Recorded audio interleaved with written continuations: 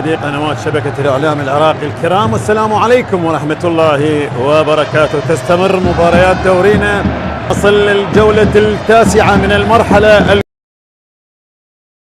كرة القدم لموسم 2025-2026. لقاء الطلبة يستضيف الموصل من خلال هذه المباراة ومن خلال هذا اللقاء هنا في العاصمة الحبيبة بغداد، وبالتحديد في ملعب المدينة، الملعب الذي يستضيف هذا اللقاء الأزرق والأحمر، لمباراة مهمة جدا لكلا الفريقين. الطلبة القادم من فوز على الشرطة بهدف مقابل لا شيء، والموصل القادم بالتعادل أمام نفط ميسان بهدف مقابل هدف.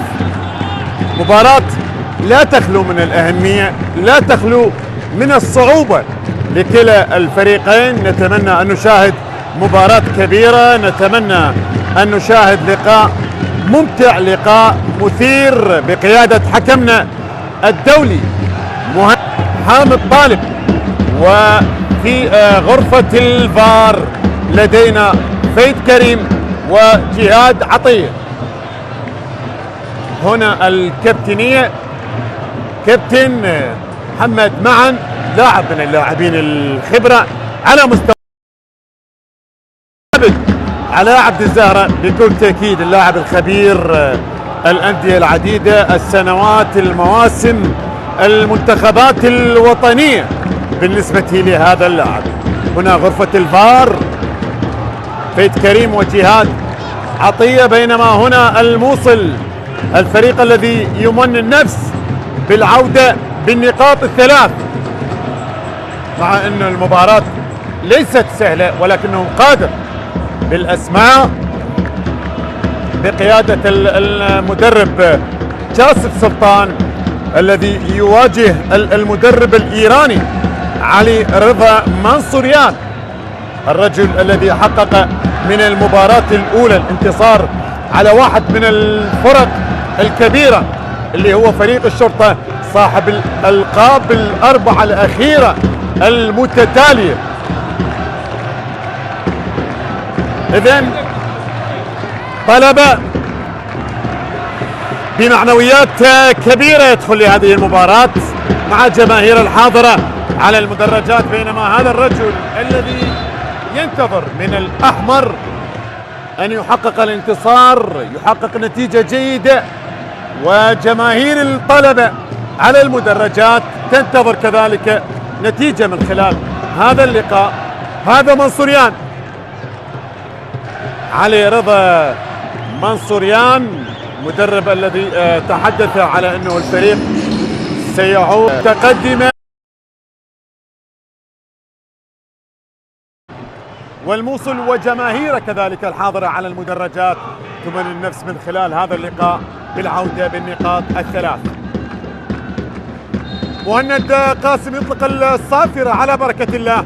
أجدد التحية معكم معلقا للمباراة علي الشمري ولقاء الطلبة والموصل ضمن لقاءات الجولة التاسعة المرحلة الأولى دورينا دوري نجوم العراق لكرة القدم لموسم 2025-2026.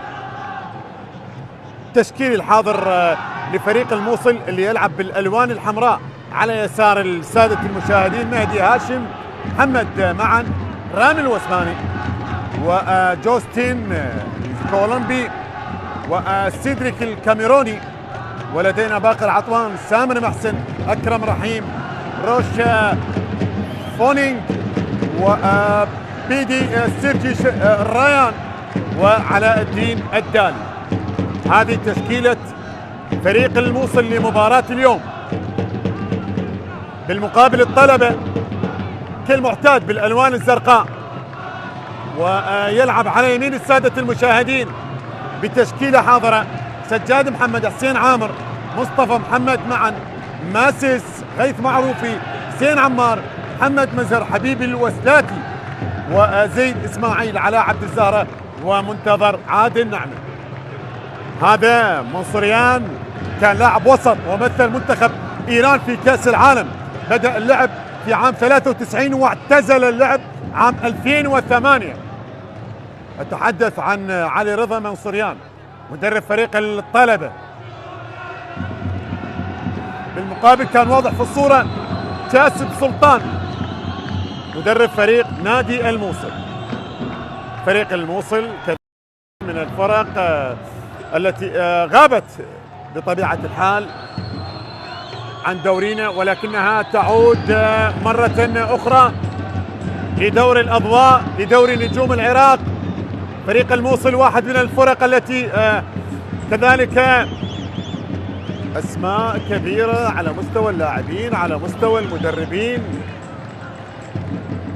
هنا الإبعاد وخطأ في اللقطة الماضية لحسين عامر. الضربة الحرة المباشرة، الكرة تنفذ، زيد إسماعيل، كرة بجهة اليمين، تمرير الكرة، تبقى المحاولة، حسين عامر لزيد إسماعيل بكرة تنقل عالية للأمام، استلام جميل، الكرة تبقى هذه خطيرة، علاء يحاول، وبعد ذلك الكرة وصلت لحارس المرمى مهدي هاشم. الكرة الأولى لمصلحة الطلبة. الكرة الماضية هذه الحالة كانت سليمة، استقبال للكرة ما كان جيد من قبل علاء عبد الزهراء. كابتن بخبرة السنين، اعتماد على هذا اللاعب من قبل المدرب وحتى اللاعبين والجماهير على اعتبار انه لاعب خبرة. كذلك اللاعبين المحترفين، واللاعب المحترف عندما يكون اللاعب المحترف يعطي أحقية للاحتراف، يعطي الحق لكلمة محترف، وهذا الحال ينطبق من خلال هذا الموسم. أنا في رأيي أنه اللاعب تيميروف الأوزبكي اللي وصل للهدف رقم 9 وفي الجولة التاسعة اليوم سجل من خلال مباراة أربيل، وفاز من خلال مباراة اليوم على نفط ميسان بهدف مقابل لا شيء لتيميروف الأوزبكي. هذا هو المحترف الحقيقي. عندما تصل للجولة التاسعة ولديه 9 أهداف، أي بمعنى لو تحسبها يعني بمعدل لكل جولة هدف، يعني اي نعم هذا هو المحترف الحقيقي. المحترف عندما يكون نقطة تحول إيجابية لمصلحة الفريق، هذا هو المحترف. هنا خطأ لغيث معروفي، خطأ على الكابتن محمد معن، وبالتالي الصافرة وركلة حرة مباشرة لمصلحة الطلبة. بالسلامة لغيث معروفي لاعب التونسي، دافع جهة اليمين، مشاهدة يربط على مستوى الهجوم. هذه الجماهير الموصلية الحبيبة القادمة هنا إلى العاصمة بغداد، أهلا وسهلا بهذه الجماهير الوفية من الموصل الحدباء. بينما بالمقابل هذه جماهير الطلبة حاضرة من خلال مباراة اليوم بمؤازرة، بمتابعة، تمني النفس بالنقاط الثلاث. هذه الكرة وهنا الخطأ، وحكم المباراة مهند قاسم اللي أشار لوجود خطأ وركلة حرة مباشرة. كرة ملعوبة الآن، منتظر عادل نعمة، كرة فيها عودة للخلف، محمد مزهر أمامية، الكرة من حسين عامر لمنتظر، استلام ما كان جيد إلى خارج أرضية الملعب. منتظر طول قامة ممتاز، لاعب كذلك هو خطير ويسجل من أنصاف الفرص.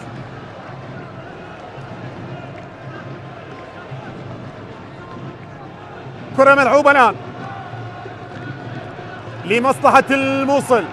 الكرة تنفذ للأمام ولكن إبعاد من قبل حسين عامر إلى الخارج إلى رمية تماس.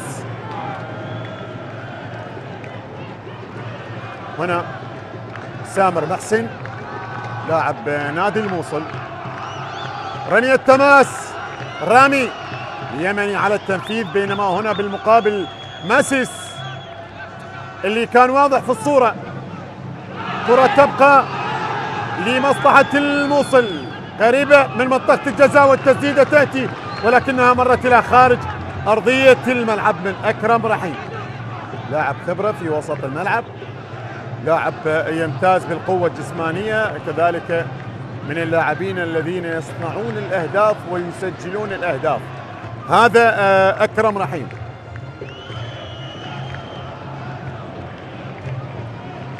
ماسيس، كرة لحسين عامر، طلبة أمامية الكرة، ضربة رأسية الآن، محاولة مستمرة، محاولة وصلت بعد ذلك لروش فونينغ هداف الفريق، كذلك مع علاء الدين الدالي سيتحدث عن أهدافهم التي سجلت في المباريات الماضية. صافرة وخطأ، ركلة حرة مباشرة لمصلحة فريق الطلبة. هنا باقر عطوان، محمد مزهر بكرة ملعوبة الآن، وصلت بعد ذلك، تبقى المحاولة فيها عودة لماسيس، حاول يمرر لمحمد مزهر، يضطر للعودة إلى الخلف ربما إلى حارس المرمى. أي نعم إلى حارس المرمى. هنا تبين لنا الإعادة، التدخل من قبل باقر عطوان على قدم اللاعب زيد إسماعيل.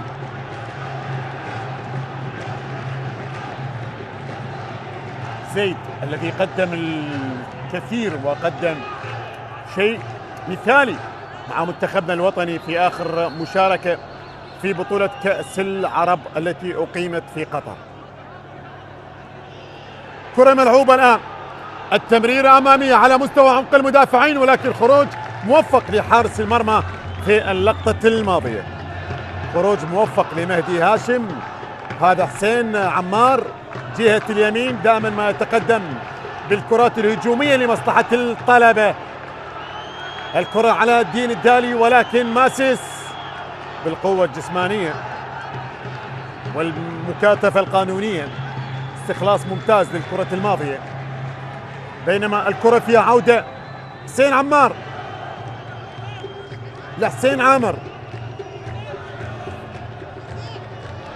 كرة على مستوى خط الدفاع،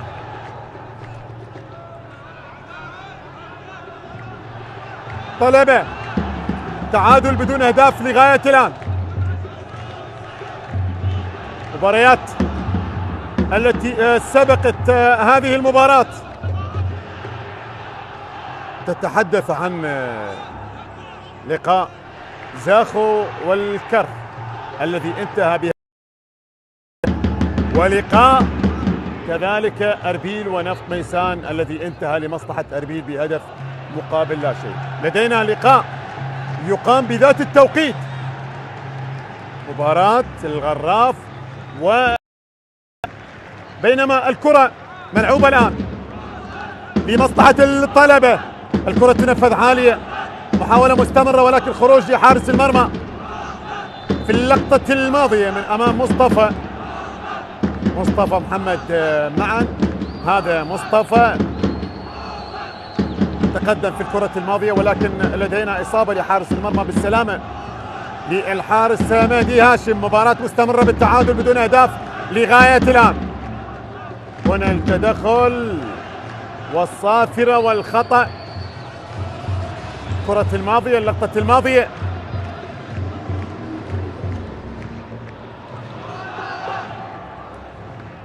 حراس المرمى لغاية الآن لم يختبر مهدي من خلال هذا اللقاء ولم يختبر سجاد محمد كذلك بالمقابل، هذا اللي سجل في المباراة الماضية، هذا حبيب الوسلاتي اللاعب التونسي الذي سجل هدف من الأهداف الجميلة في دورينا وكان في مرمى الشرطة.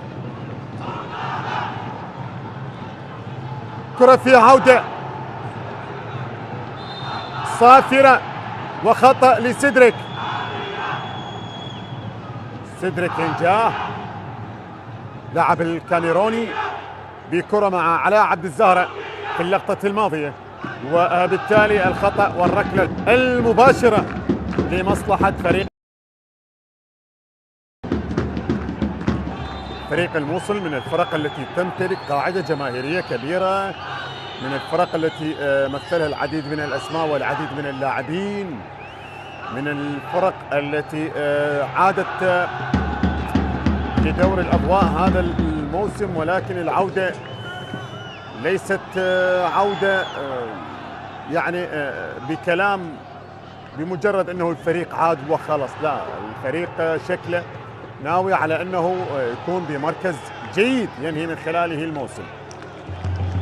هكذا الصورة بالنسبة لفريق الموصل اللي نتمنى له التوفيق بطبيعة الحال مع الغراف.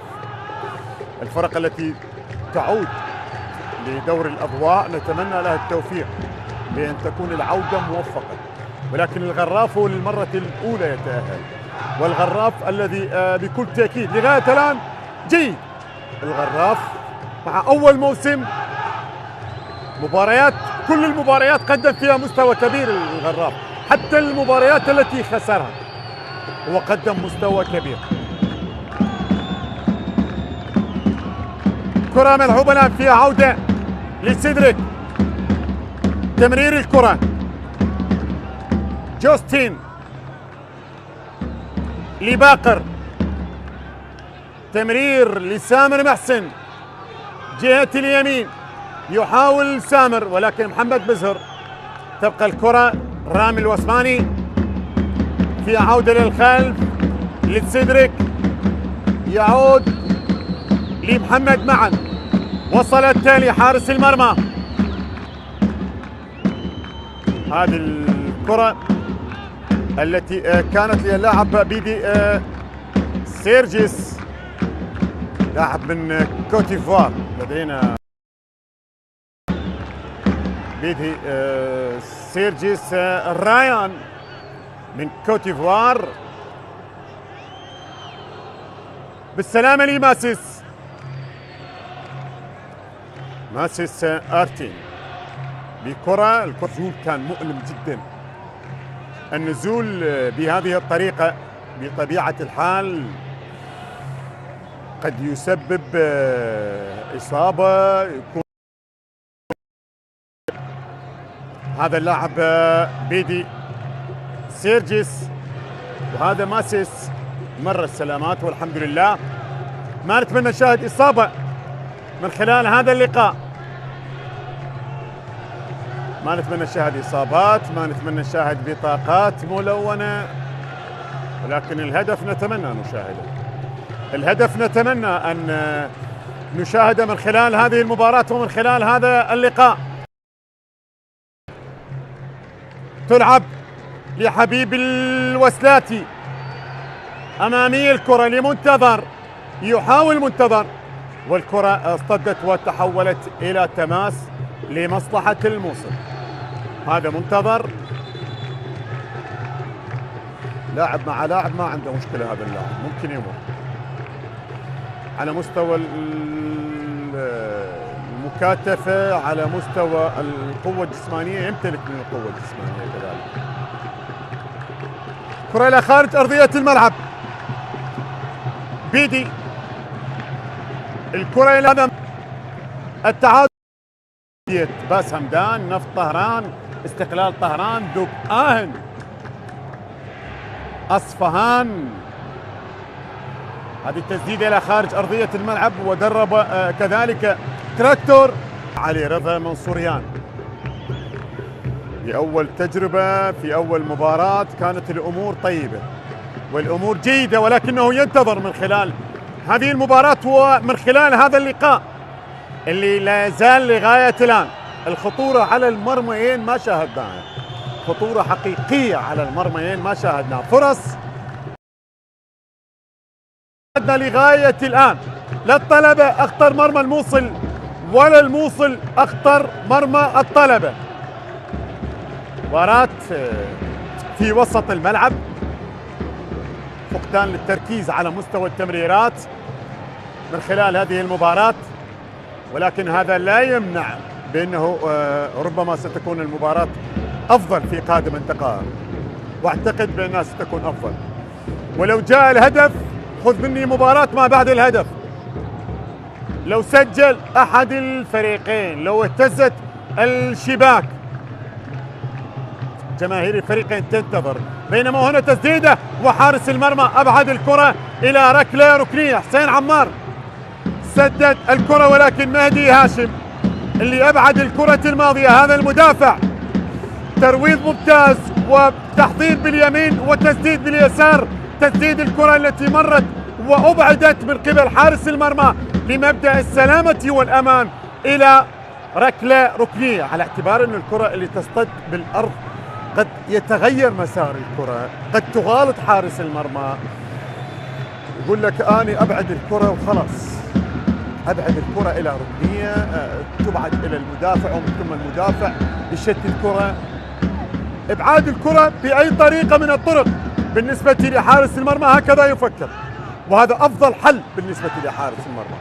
ما فعل كان جيد مهدي هاشم، لأن الكرة اصطدمت بالأرض وقد يتغير مسار الكرة وقد تغالط حارس المرمى. وياما شاهدنا حراس مرمى كبار الكرات اللي تصطد قبل أن تصل مرمى تغالط الحراس. نفذ الآن حسين عمار، مرور أول ممتاز، ثاني حكم المباراة أشار لاستمرار اللعب. سامر محسن يحاول، منتظر زيد إسماعيل، الكرة وصلت بعد ذلك. هنا حكم المباراة، ربما لدينا بيدي يشكو من إصابة داخل منطقة جزاء فريق الموصل. شوف هذه هنا ربما لم تكن متعمدة من قبل ماسيس، وبالتالي بالسلامة لبيدي. كوت ديفوار سيرجيس رايان حكم المباراة. هذه المباراة السادسة لمهند قاسم حكمنا الدوري هذا الموسم كحكم ساحة في دورينا، و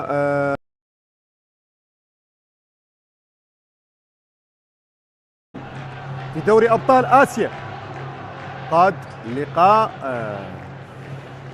سيول الكوري الجنوبي ومالبورن الأسترالي في مباريات دوري أبطال آسيا. أعتقد بأنه وصل لل 170 مباراة دولية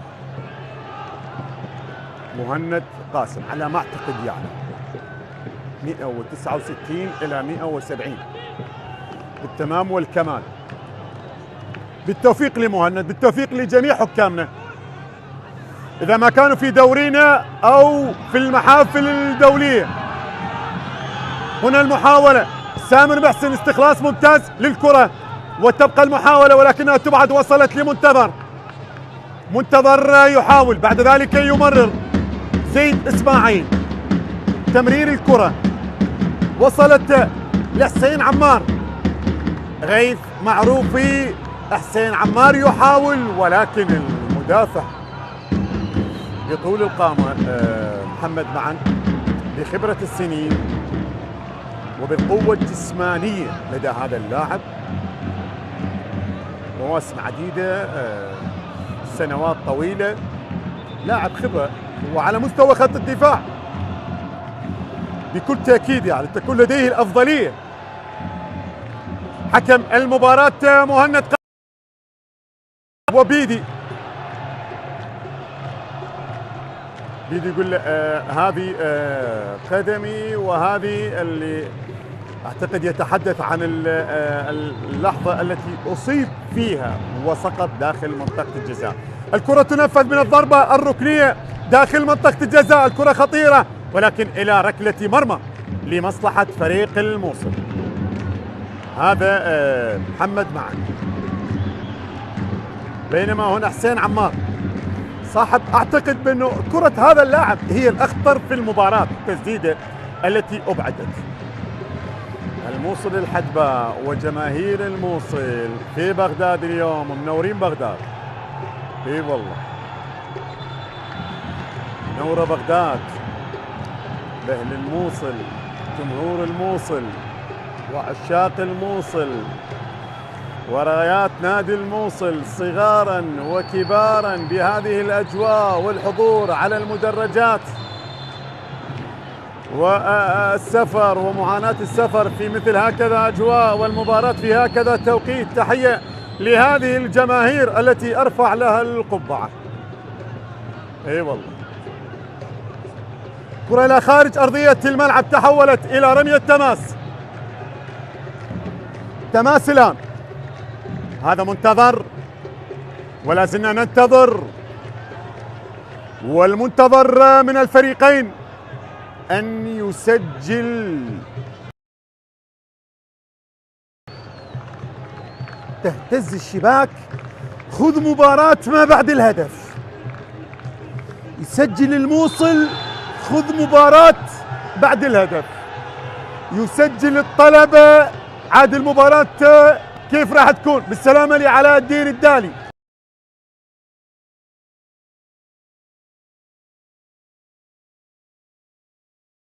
مباشرة الكرات الثابتة التي ممكن أن تغير من واقع المباراة. بالسلامة للاعب السوري.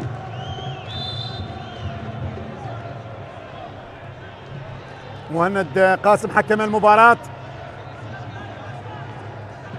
شوف هذه الكرة، حكم المباراة أعتقد بأنه أشار لوجود خطأ للطلبة أو لم يشير لوجود خطأ. على كل حال حالات تبقى، حكم المباراة هو صاحب القرار. سامر محسن، كرة ملعوبة ولكنها خاطئة في وسط الملعب في المنتصف تماما. الكرة بعد ذلك تبقى لسامر، فيها عودة بيدي، هجوم لمصلحة علاء الدين الدالي، خطيرة. سامر سدد الكرة ولكنها أبعدت في اللقطة الماضية. موصل يحاول، طلبة كذلك، ولكن المحاولات وين؟ على مشارف منطقة الجزاء. المحاولات وين؟ في اللمسة ما قبل الأخيرة. هكذا هي المباراة لغاية الآن ما بين الفريقين. هكذا تلعب، هكذا تدار الأمور. المدربين هناك حذر واضح بالنسبة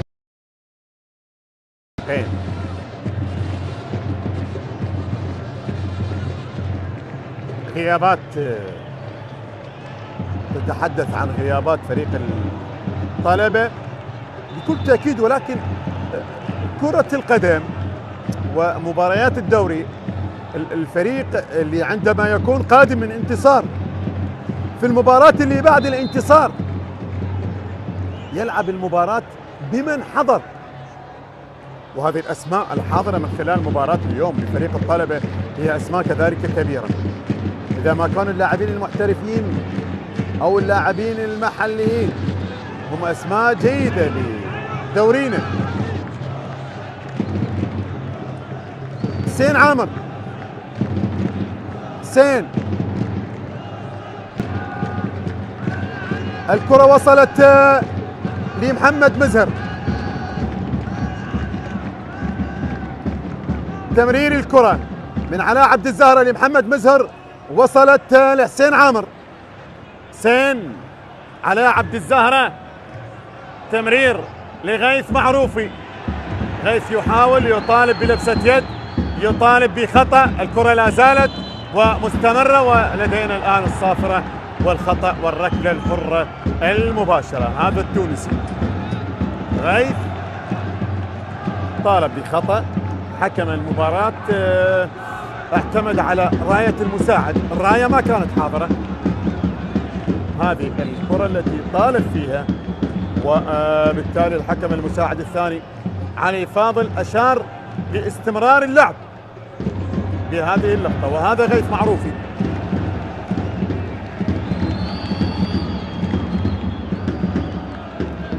كرة تنفذ الآن لمصلحة الموصل، صافرة وخطأ لعلاء الدين الدالي، ركلة حرة مباشرة، خطأ على حسين عامر.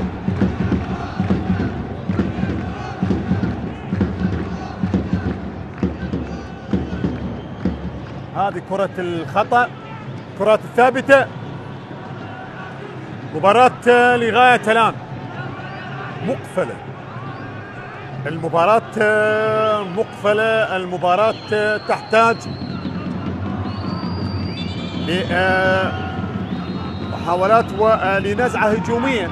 هنا حارس المرمى سجاد محمد. الكرة تنفذ، الوسلاتي، رمية تماس لمصلحة الموصل. حكم المباراة يقول له لامست حبيبي الوسلاتي. جاسم سلطان بتوجيهات مستمرة، يلعب بتكتيك واضح. جاسم سلطان، حذر واضح لكلا المدربين، المجازفة غير حاضرة من خلال هذا اللقاء. تمرير الكرة، سامر، مصطفى محمد معا، الصافرة والخطأ، الركلة الحرة المباشرة. نصف ساعة، مباراة متوسطة المستوى أو لا، دون الوسط، حتى دون الوسط المباراة لغاية الآن، لأنه المباراة اللي ما فيها فرص، ما فيها أهداف، ما فيها كرات تشجع على أنه هنالك هدف قادم. في بعض المباريات تشاهد هنالك فرص، هناك محاولات، سرعة بالأداء، مباراة تكون واضحة فيها هدف قريب. عندما نقول بأنه الهدف قرب قرب قرب قرب، هذه دلالة على أنه الهدف قرب. الدلائل ما شاهدناها من خلال هذه المباراة لغاية الآن. لم نشاهد فرص، لم نشاهد كرات خطيرة، المحاولات بالنسبة لكلا الفريقين لم تكن حاضرة بشكل حقيقي على المرميين، إلا بكرة واحدة كانت عن طريق اللاعب حسين عمار. نأمل بأن تكون المباراة أفضل في الدقائق المتبقية، ربع ساعة من زمن الشوط الأول، وكذلك في الشوط الثاني تكون المباراة مغايرة. كرة إلى خارج أرضية الملعب، إلى ركلة مرمى.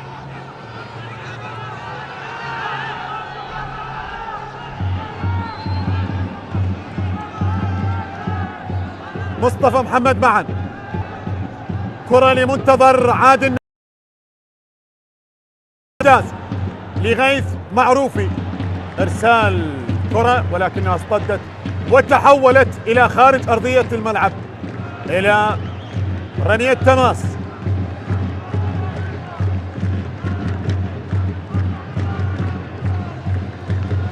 الكرة فيها عودة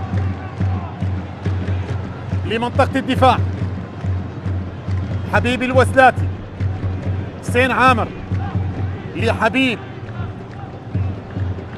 ماسس، محاولة مستمرة لا زالت لمصلحة الطلبة، تمريرة ممتازة لعلاء عبد الزهرة، عرضية خطيرة داخل منطقة الجزاء، ولكن بعد ذلك تبعد الكرة ولدينا راية وحالة تسلل. علي فاضل الحكم المساعد الثاني، تأتي الراية لوجود حالة تسلل على علاء عبد الزهرة. هكذا كان القرار. شوف علاء عبد الزهرة، هذه الكرة تسلل أو لا يبقى القرار للحكم المساعد الثاني منصوريان. ولا 33 دقيقة التي لعبناها من خلال هذا اللقاء لغاية الآن.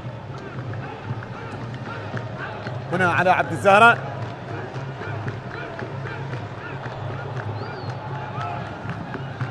رمية تماس للموصل، الكرة ملعوبة الآن.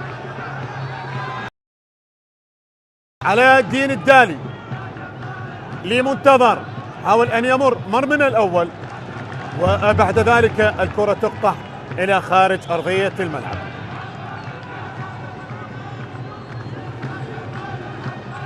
طول قامة ممتاز لهذا اللاعب.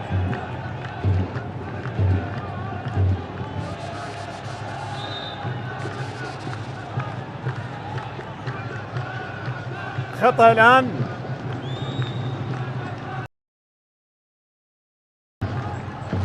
ركلة حرة مباشرة، الكرة تنفذ، مرت على مصطفى، وصلت لسامر محسن. سامر حاول أن يمر بينه وبين مصطفى، الكرة العرضية اصطدت وتحولت إلى رمية تماس.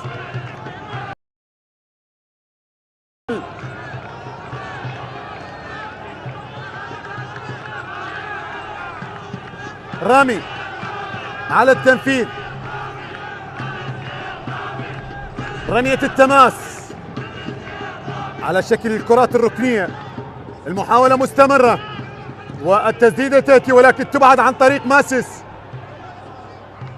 ضربة رأسية بالإبعاد، وصلت لروش فونينغ،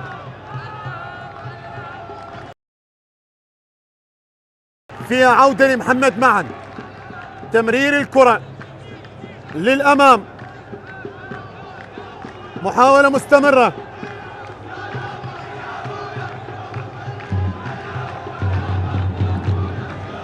رمية التماس، الكرة تنفذ، لدينا صافرة وخطأ، ركلة حرة مباشرة. هنا حسين عمار، هنا الخطأ على باقر عطوان من خلال اللقطة الماضية.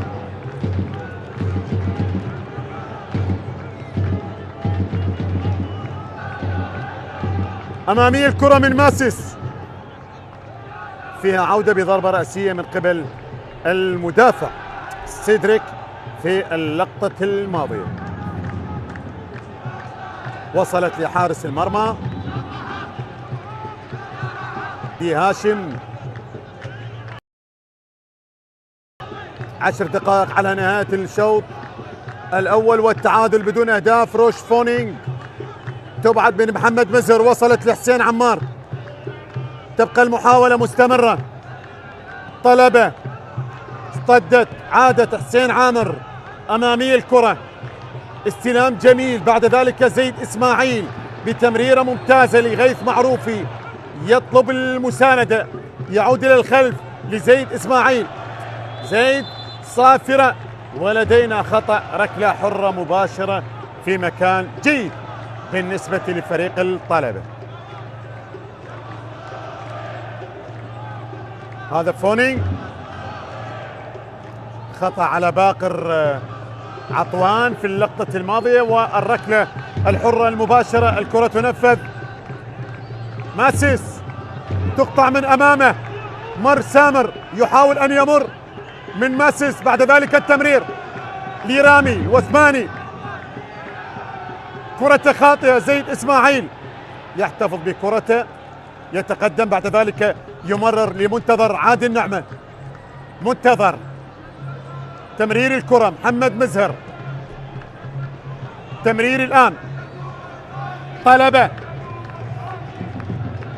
مصطفى يحاول من خلال هذه الكرة، تقطع عن طريق بيدي، اكرم رحيم، محاولة مستمرة، موصل علاء الدين الدالي لباقر، هذه خطيرة للأحمر، ممكن من خلال هذه الكرة ولكنها تقطع بشكل ممتاز من حسين عامر، بذكاء كبير يقطع الكرة وبعد ذلك التمرير. شوف تهدئة اللعب بعد كل قطع للكرة، تهدئة اللعب، يعني الرتم ممكن أن يتصاعد في الدقائق المتبقية، ممكن أن يكون الأداء مختلف. طلب لديه أداء أفضل على ما شاهدناه من خلال هذا الموسم، وخصوصا في المباراة الأخيرة أمام الشرطة طلب لديه الأداء الأفضل. وحتى فريق الموصل اللي هو لغاية الآن الفريق الذي حقق 3 انتصارات وتعادل، ولكنه تلقى 4 تتحدث عن الخسائر.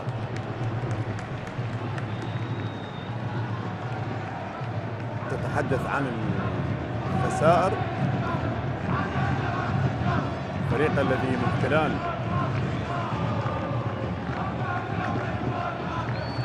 المباريات التي خسرها ال4 لديه تعادل 3 انتصارات. الفريق كذلك قدم حتى في المباريات التي خسرها قدم أداء ممتاز. على هذا الأساس الفريق لديه كذلك مستوى ولديه أداء أفضل من هذا الأداء، بينما هنا الصغير والكبير الكل يحضر على المدرج. يقول لك خلاص المتابعة للفريق، الحضور على المدرجات، الأجواء والظروف ما تهم المشجع. هو اللي من سنوات خلف الفريق ويأخذ منه الشيء مأخذ بكل تأكيد، يعني ما يهمه، لا تهم الأجواء ولا تهم المسافات، يحضر على المدرجات. هكذا هي جماهير الطلبة الوفية بكبار السن بالصغار، جميعهم يحضرون إلى المباريات لمؤازرة المعشوق بكل تأكيد الأمير الطلبة. تحية لجماهير الطلبة، وبالمقابل كذلك جماهير الموصل التي وصلت إلى بغداد إلى ملعب المدينة لمؤازرة الفريق. كرة ملعوبة، بيدي، تمرير دالي، سامر حاول أن يمر سامر محسن، ولدينا صافرة وخطأ، أعتقد بطاقة. هل هي بطاقة لماسيس حكم المباراة؟ نعم يقول بطاقة صفراء لماسيس. التقدم كان من سامر محسن في اللقطة الماضية، هنا مر وهنا تقدم وبعد ذلك الإعاقة، وحكم المباراة يطلق الصافرة مع وجود خطأ وإشهار البطاقة الصفراء لماسيس. ركلة حرة مباشرة لمصلحة الموصل. الكرات الثابتة، الكرة تنفذ عالية خطيرة، الضربة الرأسية لم يكن مضايق من المدافعين، كان مضايق من الزميل. شوف سيدريك الكاميروني، شوف مع من؟ مع أكرم رحيم مع زميله، وبالتالي شوف هنا هذه يتفق عليها، يعني لاعب مع الزميله ممكن تترك للاعب اللي يكون مهيئ بشكل افضل للتنفيذ، ولكن الارتقاء كان من كلاهما. على كل حال وخروج لحارس المرمى موفق سجاد في اللقطة الماضية.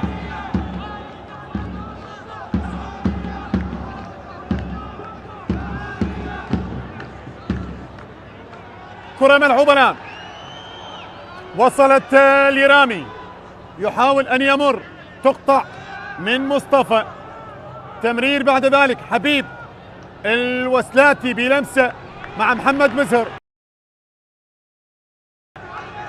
يحاول تمرير لسامر، مصطفى محمد معا، الكرة عالية، بعد ذلك أكرم رحيم، ماسيس، ضربة رأسية الآن زيد إسماعيل، وصلت بعد ذلك لمنتظر، يحاول، طالت من أمامه، تبعد للأمام لبيدي، يحاول بيدي، استحوذ على كرته، لم الكرة بشكل ممتاز، يسيطر عليها، بعد ذلك يعود إلى الخلف، تمرير لبيدي، سامر، لمسات، الموصل، محاولة مستمرة، فونينج، روش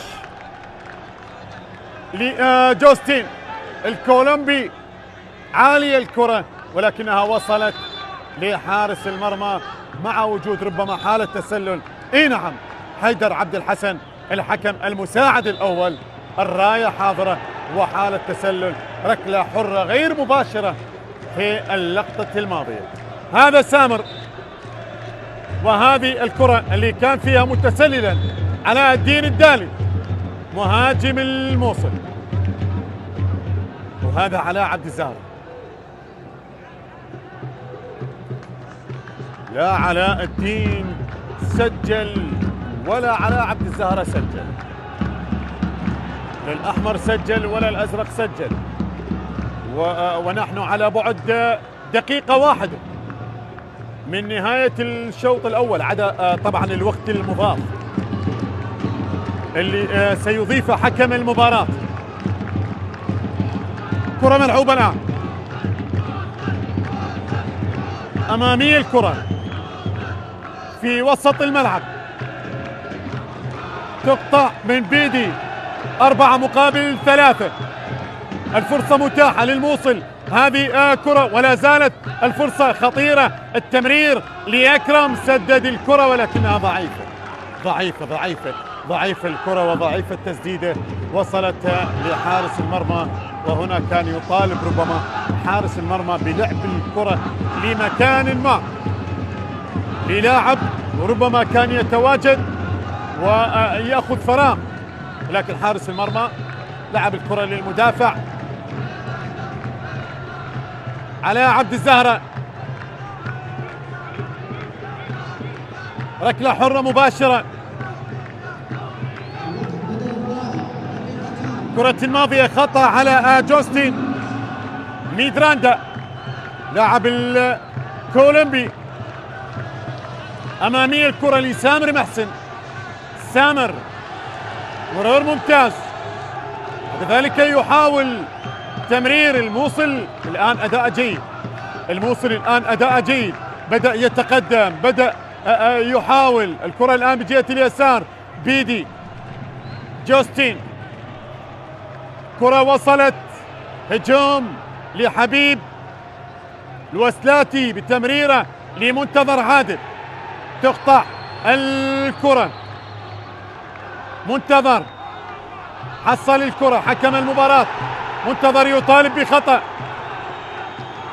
منتظر عادل نعمة يطالب بخطأ من خلال اللقطة الماضية، لدينا دقيقتان الوقت المضاف للشوط الأول. هذا منتظر، وهذه الكرة التي قطعت، وبعد ذلك هنا طالب بخطأ، هنا طالب بخطأ من أمام سيدريك الكاميروني، ولكن حكم المباراة أشار لاستمرار اللعب. سامر يحاول ويسدد الكرة ولكنها مرت إلى خارج أرضية الملعب. المباراة بدأت تأخذ طابع آخر، رتم سريع، هذه جماهير الموصل، وهذه بالمقابل جماهير الطلبة، حلوة لجمهور الطلبة على المدرجات، عامل أجواء على المدرجات، وكذلك جماهير الموصل، ولكن الأجواء الجميلة في مباريات كرة القدم كيف ما كانت تكتمل بالأهداف، والأهداف غائبة عن هذا الشوط، وهنا تأتي الصافرة لنهاية الشوط الأول بالتعادل بدون أهداف ما بين فريقي الطلبة والموصل. استراحة قصيرة على أمل العودة إن شاء الله مع بداية الشوط الثاني. إلى ذلك الحين إلى اللقاء.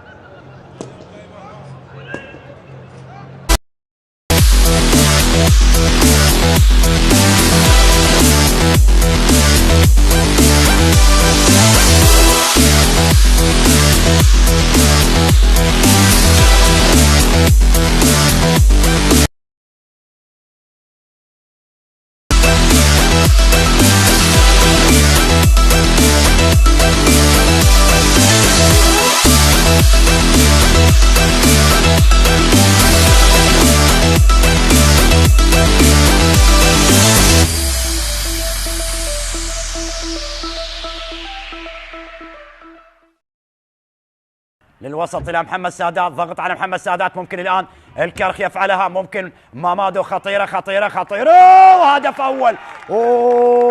هدف اول لصالح نادي الكرخ، هدف اول لصالح نادي الكرخ. الله الله الله الله.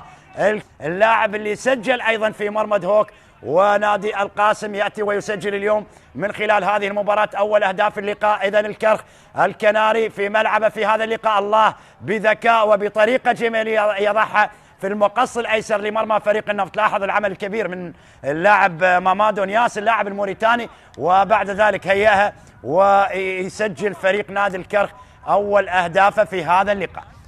أحمد خالد هل يعدل أو محمد شاكر؟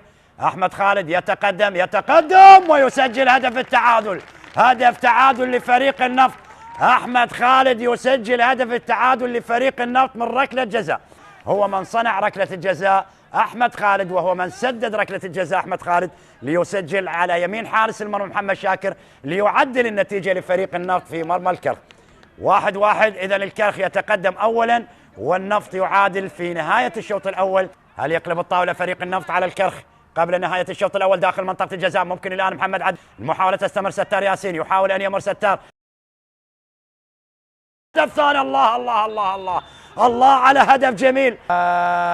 بعد العودة إلى الفار والقرار في الأخير يأتي باحتساب هدف لفريق النفط. لاحظ الإعادة، لاحظ هذه التمريرة، ستار ياسين اللي هيئها لمحمد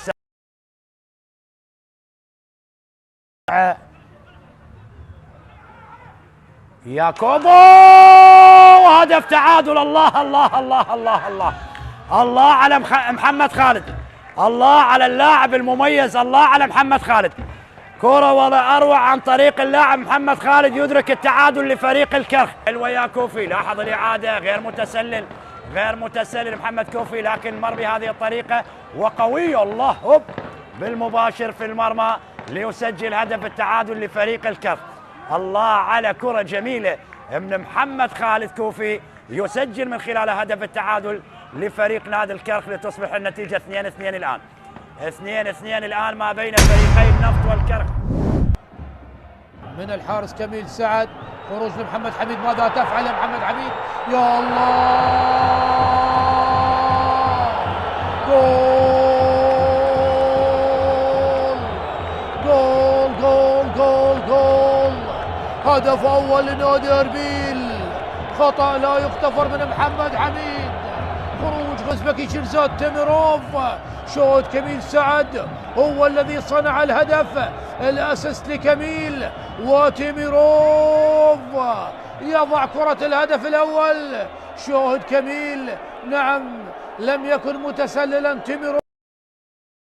محمد حميد فيه أكثر من علامة استفهام، ويجب على الحارس عندما يخرج يجب أن يحسم الأمور. ماذا تفعل يا محمد حميد؟ والهوليري يتقدم على القرماوي. شاهد شاهد شاهد الإعادة من أكثر من زاوية. حل من قبل علي علوان. هنا التمريرة وراسية. يا الله، أتكلم عن الحلول، أتكلم عن الحل لدى علي علوان. وبالفعل تمريرة الأردني بالمقاس بالقلم والمسطرة على رأس مؤمل في ملعب دهوك. شاهد شاهد شاهد تمريرة علي علوان. يا الله على التمريرة. أتكلم عن الحلول لدى علي علوان. وبالفعل كأنه سمع صوتي، كأنه سمع كلامي، ولعب الكرة بالمقاس على مؤمل عبد الرضا الذي انسل من خلف الدفاعات الأولانية ووضع كرة التعادل في مرمى أربيل. إلى تيميروف الخطير، تيميروف إلى مصطفى قابيل. يا الله يا قابيل، يا الله يا قابيل، يا الله يا قابيل، يا الله. جول، هدف جميل ولا أروع. أي أسيست يا قابيل إلى معتز، كأنك بأربع عيون، كأن لديك كاميرا خلفية. أكيد يقبل الهدية من قابيل. أي هدية، أي هدية. مثلث الرعب الهجومي. تيميروف إلى قابيل، وقابيل إلى معتز، ومعتز وضعها في الشباك. صعب على محمد حميد، ولامست أيوب مودن وسكنت الشباك. نعم يا قابيل، نسبة كبيرة من الهدف بصمود الرجال داخل الملعب. الإكوادوري بالأراضي العراقية، عالية الكرة، جول الأنيق وللأهداف. وحبيتك لقيتك مثل الجبل شامخ. طلابي ويا عشقك جنن الناس، طلابي ويا عشقك جنن الناس. اي نعم، اي نعم. سيف رشيد يبصم على أول أهداف اللقاء بصناعة إكوادورية، بصناعة إكوادورية من داريو فابيان. يسجل من خلال هالأنيق أول أهداف اللقاء، أول أهداف اللقاء. تركيز عالي. ماسوب وأحمد بشار. ماسوب. الله الله الله الله. عندما يتكلم التاريخ، عندما تحضر العراقة. ذلك الآن النتيجة أصبحت هدفين مقابل لا شيء بالنسبة للطلب. تستمر والمصاعب عن صح التعبير على نادي دهوك. المباراة الرابعة من دون انتصار، الجولة الرابعة حتى اللحظة من دون نقاط، من اقليم كردستان حتى العاصمه بغداد من اجل التعويض وممكن هدف للتقليص. جول.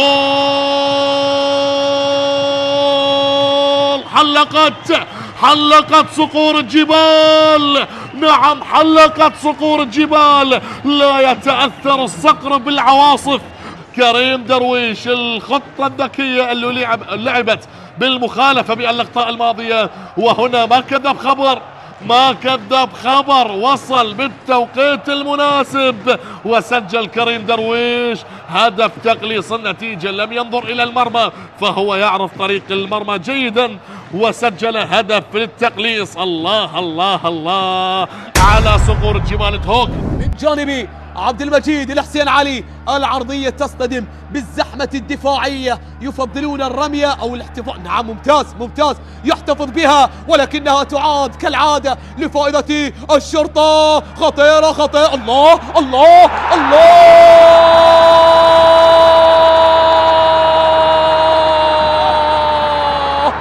بسيناريو المباراة الماضية، بسيناريو القيثارة، تعزف السيمفونية، يعزف اللحن الأول بألحانهم بقيادة الموسيقار، بقيادة الفنان، بقيادة الفرعون مؤمن سليمان. الهدف الأول في الربق الأخير، أحمد يحيى هو من فك الشفرة هو كلمة السر، هو من يلفظ كلمة الانتصار لمصلحة القتال. الله بعد صمود أكثر من 93 دقيقة بمحاولات المستمرة. الله بس حدثني على الأسيست، على التحضير، على التمرير مشاهدينا الكرام. نعم بصناعة بأسيست خرافي خالد من جانب محمد داود. أجمل من الهدف وأغلى من الهدف وأغلى من الذهب أيضا. تبقى المحاولة لزاخو، باحث ضاغط. بداية المباراة، البداية القوية بالنسبة للقمصان الحمراء. عالية ديبوتي، جول ديبوتي ديبوتي ديبوتي ديبوتي، أعلنها ديبوتي. أطلق العنان وأطلق الأفراح على المدرجات. ديبوتي بكرة أولى بهدف أول، بكرة أولى بهدف أول. هذا ديبوتي، جول لأبناء الخابور. شوف أوري،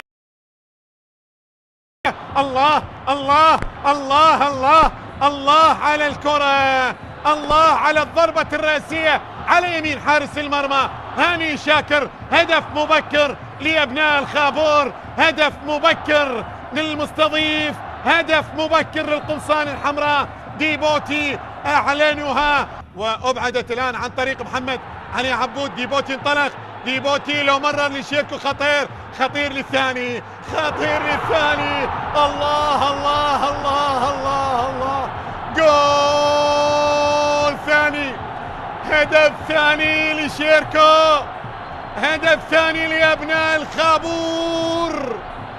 جول ثاني، سجل الثاني. أفرح أنصار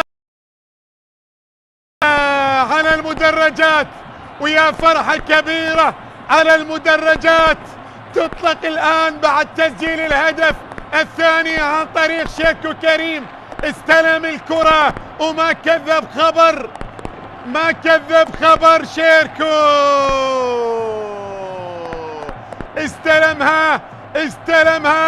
استلمها من ديبوتي، وبعد ذلك سدد الكرة ليتقدم زاخو بهدف ثاني. الحالة السليمة، هنا التسديدة، هنا الكرة في قلب المرمى، في وسط المرمى، ليتقدم زاخو بهدفين مقابل لا شيء. لاعب يتحرك في كل أرجاء الملعب. شيركو بتنفيذ مباشر،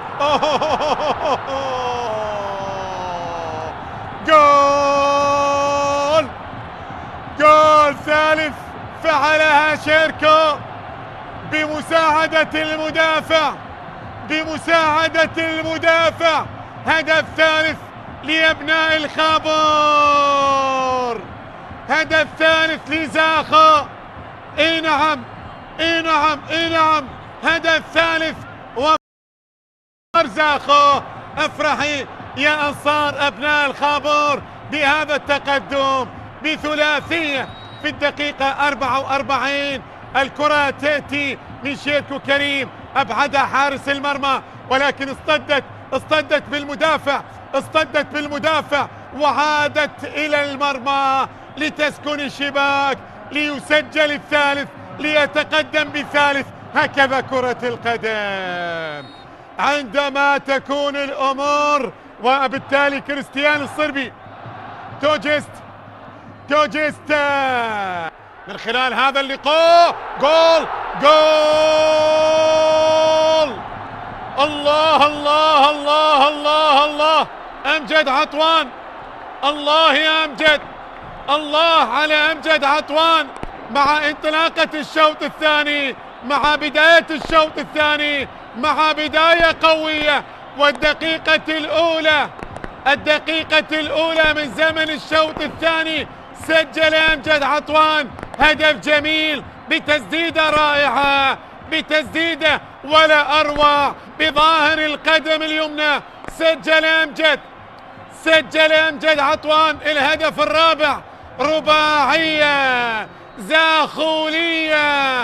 الله الله الله الله الله الله الله الله الله الله على كرة الرابع، الله على الهدف الرابع. الكرة اصطدت بالقائم وبعد ذلك تسكن الشباك. أيمن الصفاقسي على التنفيذ. أيمن قدام وجول. جول جول جول جول جول جول جول جول جول جول. أيمن أيمن أيمن أيمن يسجل أول أهدافه هذا الموسم من ركلة جزاء بالدقيقة 9 من عمر المباراة. أيمن الصفاقسي، أيمن الصفاقسي يسجل أول الأهداف في هذا اللقاء من ركلة جزاء، من ركلة جزاء في الدقيقة 9 أمام هذا الجمهور اللي قادم من محافظة ديالى ويمن الزلفاني الهادي الهادي الهادي الهادي. العودة بعلامة كاملة وتصدر ترتيب دوري نجوم العراق. شوف قدم أيمن وسجل أول أهداف المباراة من ركلة جزاء بالدقيقة 9 من عمر المباراة. المباراة راح تحلو بعد أن سجل أول أهداف المباراة. الهدف اللي يحمل رقم 87 هذا الموسم. ميدراندا يحاول يسدد من بعيد وبسيطر عليه حارس خطيرة وجول. فونيك فونيك فونيك فونيك فونيك يعادل الكفة بالدقيقة 22 من عمر المباراة. كرة ترتد من علي فيصل، كرة سددها اللاعب ميدراندا، ميدراندا سددها ارتدت من الحارس، اللعبة للمرة الأولى ارتدت المرة الثانية وأكملها فونيك اللي يسجل هدف الشخص الثالث بعد أن سجل في شباك الموصل.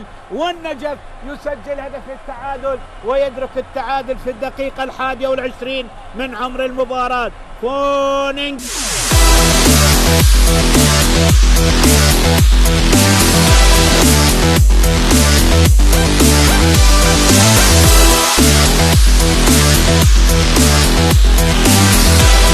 المستوى المطلوب للطلبة وكذلك للموصل. كنا نتمنى أن نشاهد أداء أفضل، كنا نتمنى أن نشاهد الأهداف في الشوط الأول. لقاء لحساب الجولة التاسعة المرحلة الأولى لدورينا دوري نجوم العراق لكرة القدم لموسم 2025-2026. بداية الشوط الثاني جاسر سلطان وعلي رضا منصوريان. ما اعتقد هنالك تغييرات ما بين الشوطين، واذا ما كانت تغييرات سنتعرف عليها. اعتقد بداية الشوط الثاني بنفس الاسماء التي بدأ من خلالها كلا المدربين. هذه كرة لحسين عمار، تمرير الكرة وتصويبه ولكنها مرت الى خارج ارضية الملعب الى ركلة مرمى. فرصة للطلبة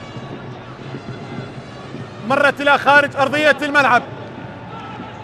هذه الكرة الماضية، شوف حسين عمار، بعد ذلك التمرير لغيث معروفي والتسديدة ولكن محمد معن. الكرة اصطدت وتحولت الى خارج ارضية الملعب، تحولت الى ضربة ركنية. هذه الكرة الماضية، هذه الكرة التي اصطدت وتحولت. اول الفرص، اول الكرات مع بداية الشوط الثاني، مع انطلاقة الشوط الثاني. حسين عمار على التنفيذ، ركلة ركنية. حكم المباراة الدولي مهند قاسم يتحدث مع لاعبي الفريقين. هذه كرة تبعد من علاء الدين الدالي، أمامية الكرة الدالي مرة أخرى، ضربة رأسية من سيدريك. فوني زيد إسماعيل خاطئة الكرة. روشا فوني يحاول بهذه الكرة ولكنها عائدة لحسين عامر. ماسيس، الطلبة في الترتيب العاشر ب14 نقطة، بينما الموصل في الترتيب ال15 ب10 نقاط. طلبة ب4 انتصارات، الموصل ب3. الطلبة بتعادلين والموصل بتعادل. الطلبة بخسارتين والموصل ب4 خسائر. طلبة سجل 8 وفي مرماه 6 أهداف، بينما الموصل سجل 9 وفي مرماه 8 أهداف. هكذا هي الصورة ل8 جولات الماضية للطلبة والموصل، بينما بهذه الجولة التاسعة هم حبايب لغاية الآن. منصوريان يتطلع إلى انتصار، وكاسب السلطان يمن النفس بنتيجة جيدة. لغاية الآن كما ذكرتم حبايب، الكرة تنقل للأمام، تقطع من بيدي ماسيس. دفاعات الطلبة أمامية الكرة، أكرم رحيم. هجوم للموصل، الكرة مقطوعة، لا زالت حكم المباراة أشار لاستمرار اللعب، بينما التسديدة والتصويبة مرت إلى تماس، مرت إلى رمية تماس. هنا اللاعب بيدي لاعب نادي الموصل، ربما مع التغييرات يتغير الحال ويتغير واقع المباراة وينكسر هذا التعادل، أو ربما بالأسماء الحاضرة. فريق الطلبة لديه على دكة البدلاء، لديه حميد الطائي، لديه فابيان داريو لاعب الإكوادوري، علي سعد، كرار محمد، أحمد صباح، سيف رشيد، كريم عريبي، الحسن نعيم.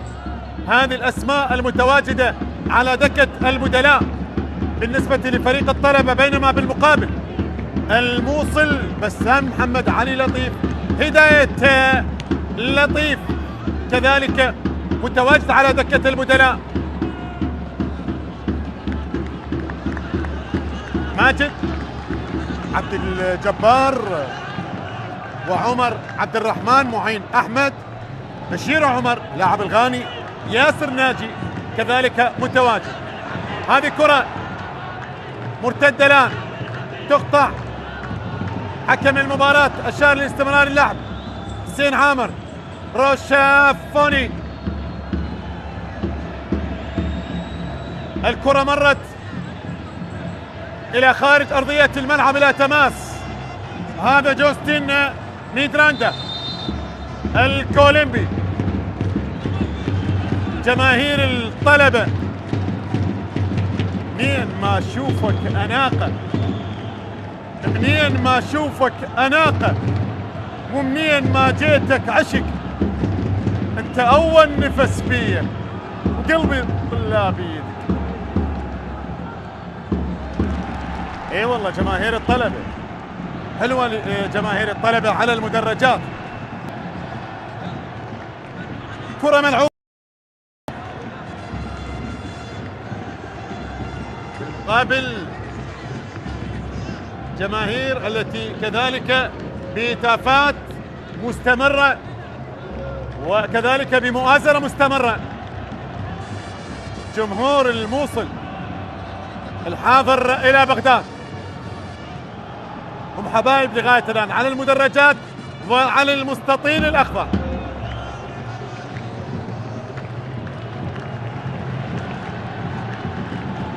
كرة ملعوبة لجهة اليسار، المحاولة لحبيب الوسلاتي، كرة تقطع إلى تماس.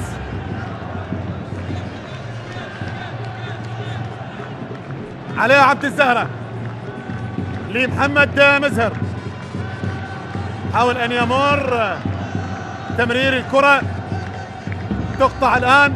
حكم المباراة أشار لاستمرار اللعب، هذه خطيرة داخل منطقة الجزاء ولكنها وصلت لحارس المرمى. خروج موفق لمهدي هاشم، خروج موفق في اللقطة الماضية لمهدي هاشم. شوف الكرة الماضية، شوف التمريرة الذكية ولكنها كانت طويلة، وصلت لحارس المرمى اللي كان أقرب للكرة.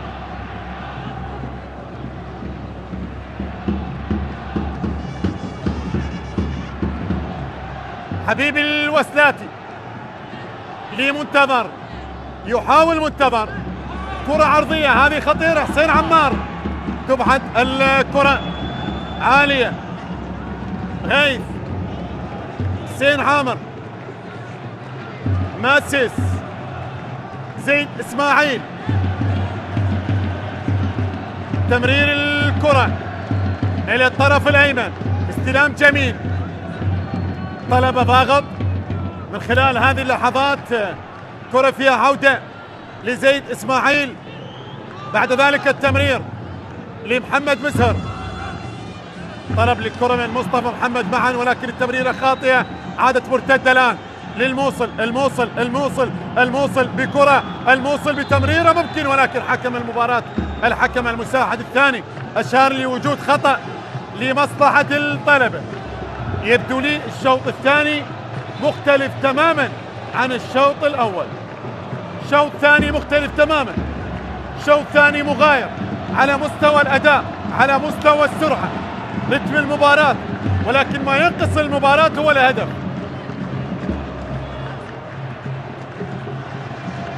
سامر في اللقطة الماضية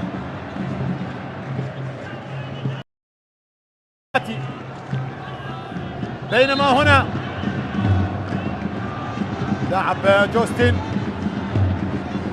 جاسب السلطان بتوجيهات مستمرة، صافرة وخطأ لعلاء الدين الدالي.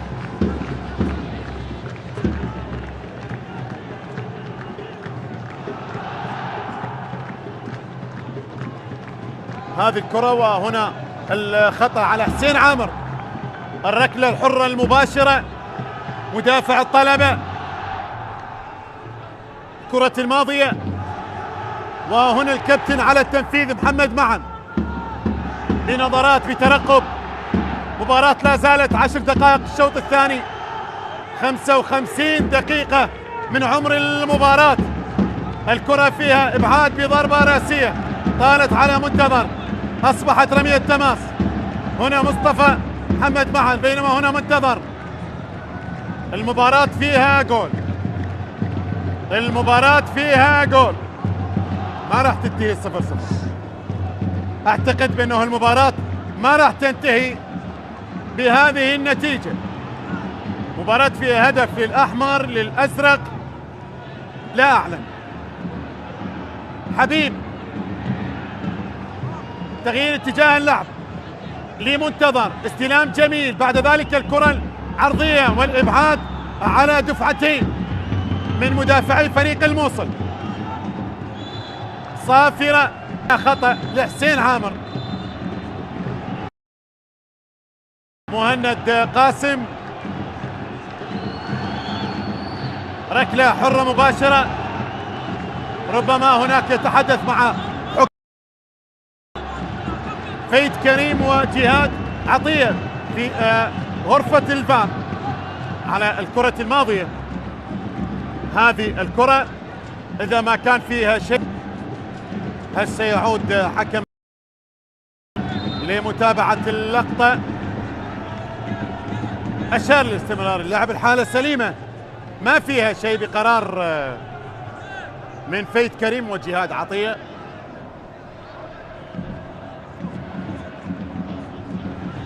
عندما يشاهد حكم الفار هنالك شيء يستدعي حكم المباراة لمشاهدة اللقطة، وبعد ذلك حكم المباراة هو من يتخذ القرار.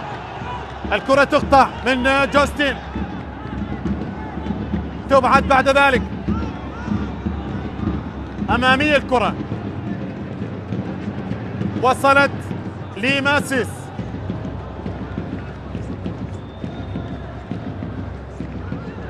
هذه الكرة التي طالب فيها بخطأ حسين عمار حكم المباراة والحكم المساعد كذلك الأول أشاروا لاستمرار اللعب. حسين عامر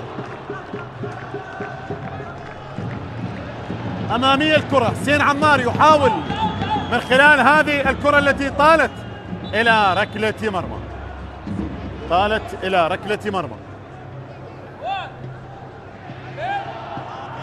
طلبة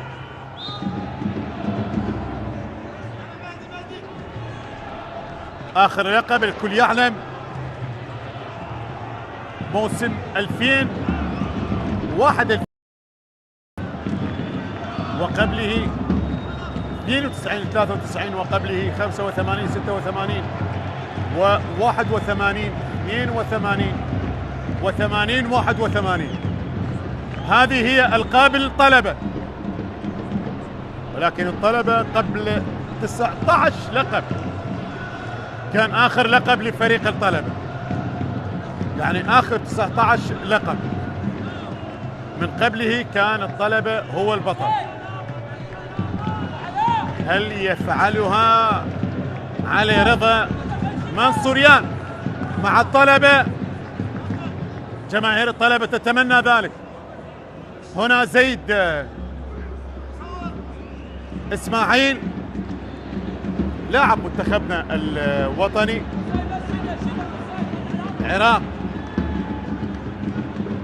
العراق وحلم المونديال، نفعلها ونذهب إلى كأس العالم يا رب. فرحة وتحقيق الحلم بالذهاب إلى المونديال، التأهل وأمنيات كل عراقي. قادرون الأبطال أسود الرافدين بالإصرار والعزيمة، ونحن خلفكم. يا رب كن معنا في يوم سنفرح به صغارا وكبارا، من البصرة إلى زاخو، وترفع راية الله أكبر في المونديال يا رب. إي والله. هكذا هي دعوات لمباراة الملحق، هكذا هي الدعوات لمباريات الملحق. الكرة وصلت، بعد ذلك حسين عامر، تمرير محمد مزهر،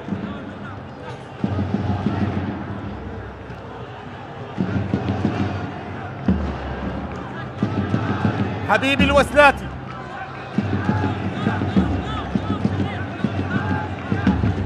حسين عامر، طلبة، حبيب، ماسس. كرة لا زالت على مستوى خط الدفاع، هناك لاعب للطلبة يتهيأ للاشتراك، سيغير علي منصوريان، علي رضا سيغير علي رضا. كرة وصلت لبيدي، لف ودوران، استخلاص ممتاز، ولكن بعد ذلك تنقل الكرة للأمام. هذا بيدي، رمية التماس وصلت الآن، بعد ذلك ترسل عالية، استلام جميل، غيث معروفي، تنقل لمحمد مزهر، يحاول الكرة العرضية وحارس المرمى أبعدت من قبل الحارس، أو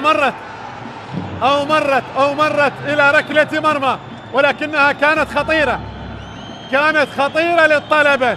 شوف الكرة واللمسة، محمد مزهر بكرة باتجاه المرمى، ولكنها مرت بهكذا طريقة، بهكذا صورة، مرت إلى ركلة مرمى، لم تلامس حارس المرمى. إذا لمسها أو لا الحارس، هذه الكرة التي كانت خطيرة على مرمى الموصل. كريم عريبي بديلا لعلاء عبد الزهرة الجزائري، يشارك اللاعب الذي سجل في مباراة الزوراء، في مباراة 1-1.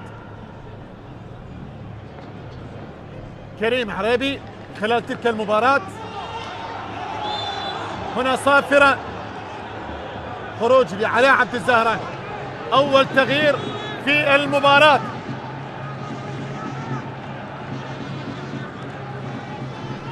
هذا فوني، روش فوني، خطأ وركلة حرة مباشرة على جوستن في اللقطة الماضية. ركلة حرة مباشرة، لاعب مينوتا جوستن،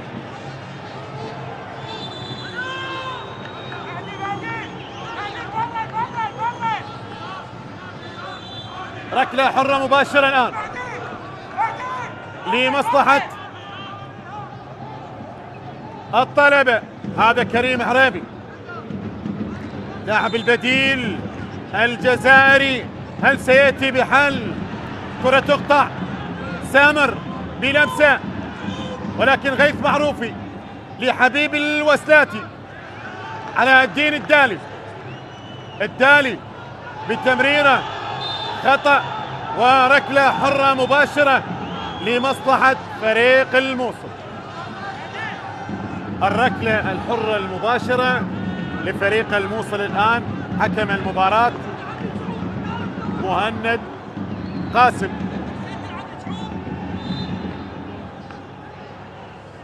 حسين عمار يستلم شارة القيادة بعد خروج علاء عبد الزهرة.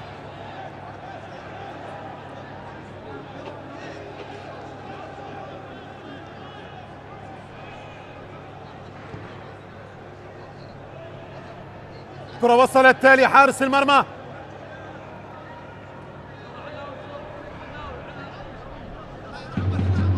شوط ثاني، دقيقة 65 من عمر المباراة، لا أهداف في اللقاء لغاية الآن، التعادل بدون أهداف. هذا سيدريك، الموصل ما غير لغاية الآن بنفس الأسماء، كاسب سلطان بنفس الأسماء التي بدأ من خلالها المباراة. كرة إلى خارج أرضية الملعب،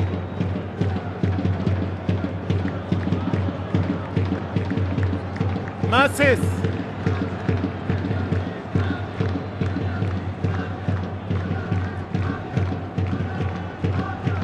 غيث معروفي أمامي الكرة، محمد معد، حسين عمار يحاول بالكرة بينه وبين جوستن، مينوتا، كرة اصطدت وتحولت إلى رمية تماس. هذا مينوتا جوستن، مدافع فريق الموصل، رمية التماس، كرة مع ماسيس على طريقة الكرات الركنية. هذا كاسب سلطان، لغاية الآن نقطة لهذا الرجل من العاصمة بغداد أمام الطلبة، إلا إذا ربما يتغير واقع المباراة. هنا إخراج الكرة إلى تماس أو إلى ركنية. مهدي هاشم، بينما هنا حبيب الوسلاتي أعتقد إلى ركلة ركنية. ركلة ركنية، أفضل فريق الطلبة من خلال الشوط الثاني، ضاغط أكثر استحواذ على الكرة، انتشارها في الملعب. فريق الموصل يعتمد على الكرات المرتدة. حبيب الوسلاتي، الكرة تنفذ، الطلبة حسين عمار، كرة طالت إلى خارج أرضية الملعب إلى رمية تماس.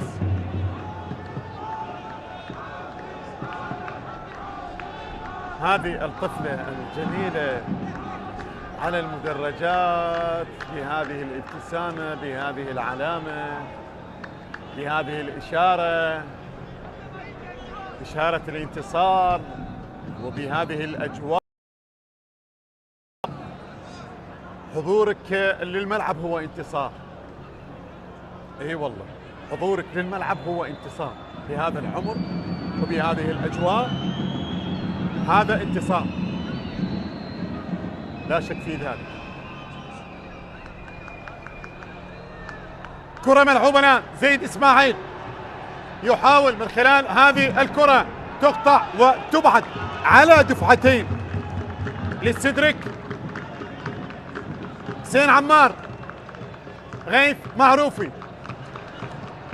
ابعاد من حسين عامر، رمية تماس من فونينج،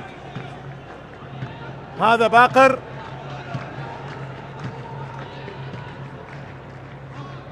كرة ملعوبة، محاولة عن طريق حبيب، يحاول الوسلاتي، الكرة أمامية، وصلت مرة أخرى، تبقى المحاولة لا زالت للطلبة، زيد يحاول تمرير لمصطفى محمد، فيها عودة مرة أخرى لماسس.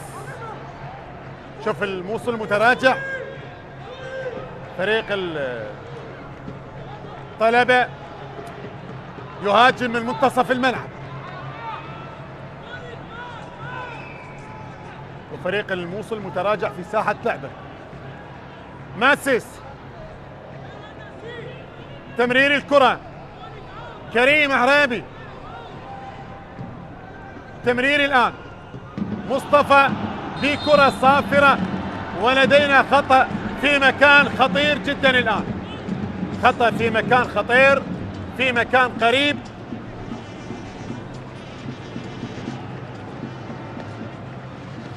هذا التدخل وبقرار من حكم المباراة أشار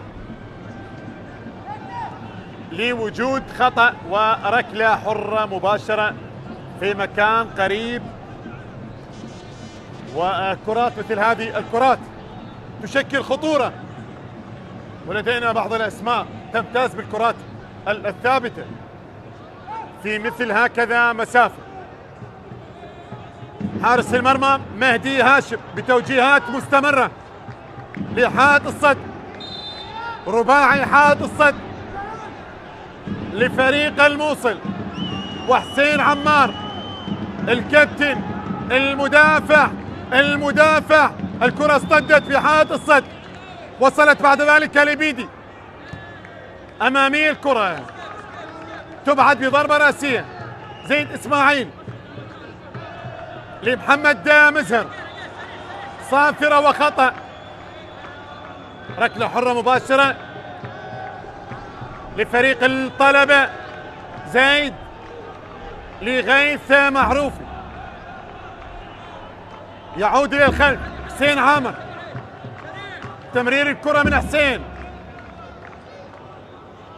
حبيب، محمد معا بثقة كبيرة لأكرم رحيم، هنا مينوتا جوستن، محمد معا، أمامي الكرة مصطفى، ولدينا خطأ لمنتظر، وركلة حرة مباشرة، خطأ على رامي، الركلة الحرة المباشرة لمصلحة فريق الطلبة. واضح الطلبة من خلال الشوط الثاني لديه أفضلية على مستوى الاستحواذ، على مستوى الحصول على الكرات الثابتة وتناقل الكرة. ركلة حرة مباشرة، كرة وصلت لحارس المرمى مهدي، حصول على الكرة الماضية. طبعا الطلبة فوز على دهوك بهدفين مقابل هدف واحد، سيف رشيد وسايمون مسوفة فوز على نفط ميسان بهدفين مقابل هدف واحد، محمد مزهر وسيف رشيد كذلك فوز.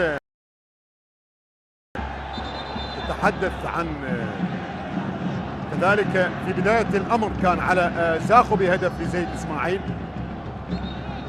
وآخر انتصار كان على الشرطة بهدف لحبيب الوسلاتي. هذه انتصارات الطلبة، انتصارات الأربعة. تعادل أمام الزوراء بهدف مقابل هدف سجل كريم عريبي، تعادل أمام النفط بدون أهداف، خسر من النجف بهدف، وخسر من أمانة بغداد بهدفين مقابل هدف واحد. في تلك المباراة سجل منتظر عادل نعمة الهدف الوحيد. بينما نتائج فريق الموصل فوز على أمانة روش فونينج وعمر بشيرو وعلاء الدين الدالي فوز على النجف بهدفين مقابل هدف واحد. روش فونينغ وعلاء الدين الدالي. فوز على النفط بهدفين لعلاء الدين الدالي. تعادل امام نفط ميسان بهدف روش فونينغ، وخسر امام الغرام بهدف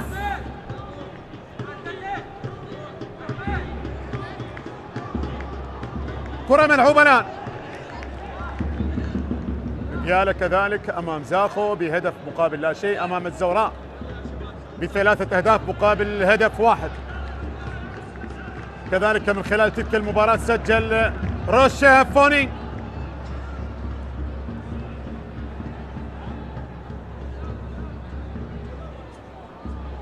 كرة ملعوبة لماسيس، تمرير الكرة كريم عريبي، كرة خاطئة، بعد ذلك وصلت أكرم رحيم، أمامية الكرة، إبعاد من ماسيس إلى رمية تماس. 75 دقيقة لعب من عمر المباراة، لا أهداف في اللقاء.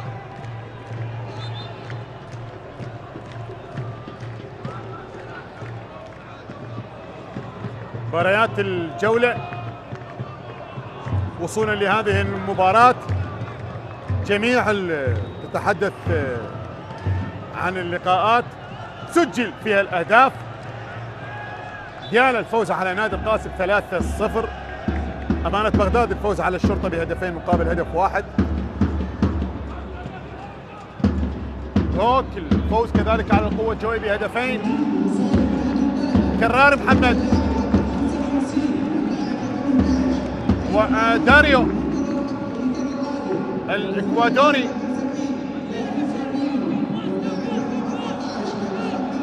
خروج لمنتظر وغيث معروفة على ما أعتقد هم من غادروا. هذا داريو لاعب الإكوادوري. فابيان تغييرات المدرب علي رضا منصوريان مستمرة، والموصل يحاول الآن ومن خلال هذه الكرة سامر خطير، سامر خطير، سامر خطير، هذه للموصل، الحدباء عالية خطيرة. الله الله على كرة. المحاولة كانت جيدة، المحاولة كانت جميلة للموصل. شوف الانطلاقة، رامي بكرة عرضية ممتازة، وشوف التسديدة على الطائر ولكنها مرت إلى ركلة مرمى. محاولة جيدة لفريق الموصل من خلال الكرة الماضية.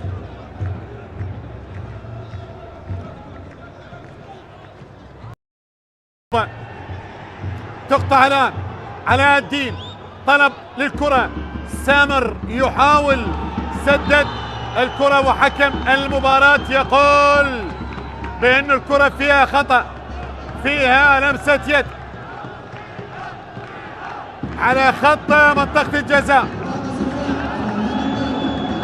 بطاقة لحسين عامر، ركلة حرة مباشرة في مكان خطير للموصل إذا ما أراد أن يتقدم. هذه الكرة قريبة جدا وخطيرة، وهنا لمسة اليد وكذلك الخطأ والركلة الحرة المباشرة. منو اللي راح ينفذ؟ منو اللي راح ينفذ؟ هذه الجماهير الموصلية الحبيبة العزيزة الحاضرة هنا في بغداد بمؤازرة، بمتابعة، وكذلك بانتظار لانتصار أمام الأنيق، أنيق العاصمة فريق الطلبة. هذه البطاقة التي كانت لحسين عامر، وبالتالي الكرة في مكان، الكرة في مكان علاء الدين الدالي. والله شكلها خطيرة، شكلها خطيرة، شكلها خطيرة، وشكلها ربما فيها ربما الموصل من خلال هذه الكرة. نظرات مينوتا جوستن، مينوتا اللاعب الكولومبي، ممكن من خلال هذه الكرة وعلاء الدين الدالي بنظرات بترقب وحاط الصد قريبة جدا قريبة جدا قريبة جدا، تنفذ ربما بطريقة سليمة، تنفذ بطريقة رائعة، تنحط أو لا للموصل، تنحط أو لا. الكرة اصطدت، مطالبة بلمسة يد، مطالبة بلمسة يد. حكم المباراة يقول له كمل، يقول لك كمل. هذه كرة فيها إبعاد من حسين عامر. بدأت المباراة تأخذ منعطف آخر، منعطف السرعة. هذا ارتداد داريو الإكوادوري. الكرة حكم المباراة كذلك هنالك مطالبة بركلة جزاء، ولكن حكم المباراة أشار لاستمرار اللاعب كرار بكرة. حسين عامر سدد، كريم عريبي يحاول، والكرة لا زالت لمصلحة فريق الطلبة مصطفى محمد معا، ولدينا صافرة وخطأ. الكرة فيها ركلة جزاء أو لا؟ لدينا فار ولدينا غرفة الفار. إذا ما كان فيها سيستدعى حكم المباراة الكابتن محمد معا، الكابتن محمد معا. هنا الإعادة وهنا الكرة، وبالتالي حكم المباراة مهند قاسم. 80 دقيقة هذه الكرة التي نفذت، وكان كذلك مطالبة بلمسة يد. بعد ذلك عادت الكرة مرتدة، وكانت هنالك مطالبة كذلك بإعاقة. كانت مطالبة من قبل لاعبي فريق الطلبة بطبيعة الحال، مطالبة هنا ومطالبة هناك. الطلب لركلة جزاء هنا والطلب لركلة جزاء من هناك، واحدة بواحدة. حكم المباراة لم يحتسب لا هنا ولا هناك، وهو ينتظر إذا ما كان هناك قرار. بالسلامة لسامر، سامر محسن. كرار يتحدث مع حكم المباراة. هذه الكرة، وبالتالي هنا كان الاعتراض وهنا كانت المطالبة. يبقى القرار لحكم المباراة جاسب السلطان، كادر التدريبي دكة البدلاء.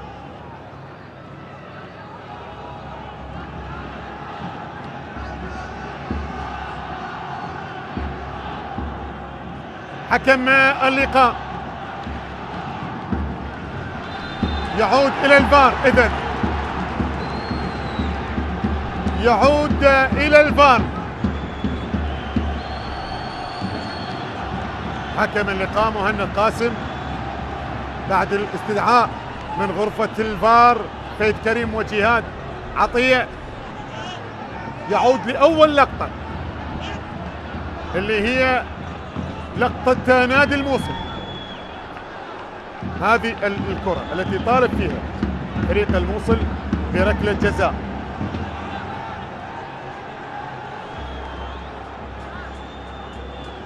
هنا يتحدث حكم المباراة. يبقى القرار لحكم اللقاء الدولي مهند قاسم إذا ما كان فيها أو لا. كرار محمد وكريم عريبي اللاعبين البدلاء، حاط الصد لفريق الطلبة. هذه ماذا يقول حكم المباراة بمتابعة بمشاهدة اللقطة بأكثر من مرة؟ الآن اتخذ القرار. ماذا يقول حكم المباراة؟ ما فيها الحالة سليمة، ما فيها الحالة سليمة، هكذا يقول. نو برنت. مهند قاسم. بعد العودة للفار هذه الكرة التي طالبوا فيها بلمسة يد بركلة جزاء، بعد العودة للفار حكم المباراة له كلام آخر ورأي آخر، وهنا يمثل الحالة وكيف كانت يوصفها اللاعب علاء الدين الدالي، كيف كان الارتقاء وكيف كانت الحالة. دقيقة المباراة ما فيها أهداف، ولكن الشوط الثاني أجمل من الشوط الأول. الشوط الثاني أجمل من الشوط الأول.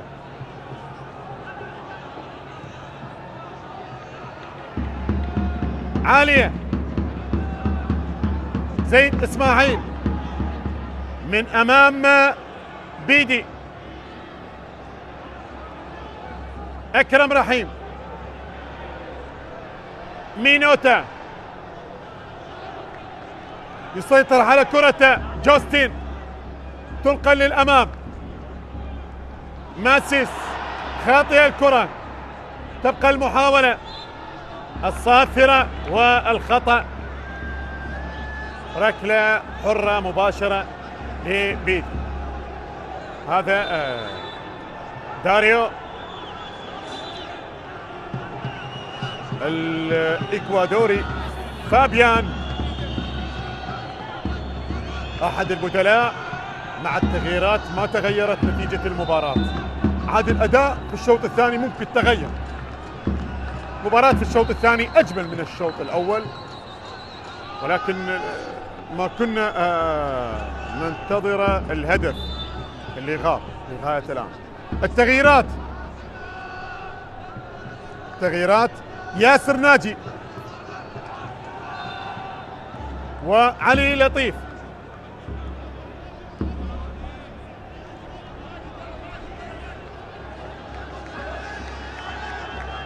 خروج لفوني،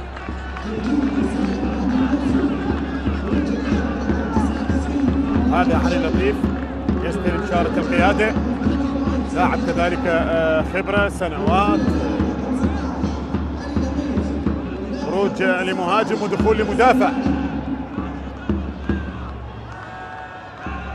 بهذا التعادل إذا ما انتهت المباراة بهذه النتيجة، فريق الموصل سيصل للنقطة 11 وفريق الطلبة سيصل للنقطة 15، لكن الطلبة للتعادل الثالث والموصل للتعادل الثاني، هذا إذا ما انتهت بهذه النتيجة. تغيير الآن بنفس المركز، مهاجم بمهاجم، ياسر ناجي يشارك الآن بديلا لعلاء الدين الدالي. هذا اللاعب يمتاز بالكرات العالية، الألعاب الهوائية، الكرات الرأسية، يمتاز بطول القامة. التغييرات للمدرب جاسم سلطان. الكرة ملعوبة الآن، محمد مزهر انطلاقة بجهة اليسار، المحاولة مستمرة ولكنها تبعد من سامر إلى رمية تماس. مباريات المتبقية بهذه الجولة غدا إن شاء الله: نجف، نفط، ميناء يستضيف نوروز، كهرباء والزوراء في ملعب الزوراء، كلاهما على نفس الملعب الكل يعلم. كهرباء كذلك يلعب على ملعب الزوراء.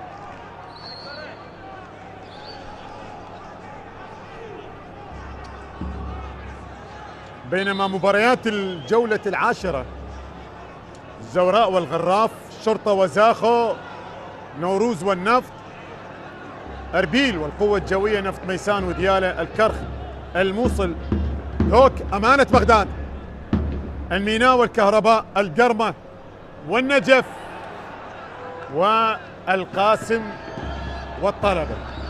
هذه مباريات الجولة القادمة،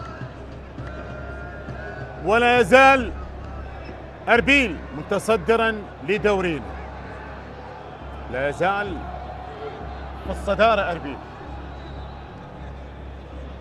حتى ما قبل الانتصار اللي كان اليوم على فريق نفط بيسان. هو متصدر.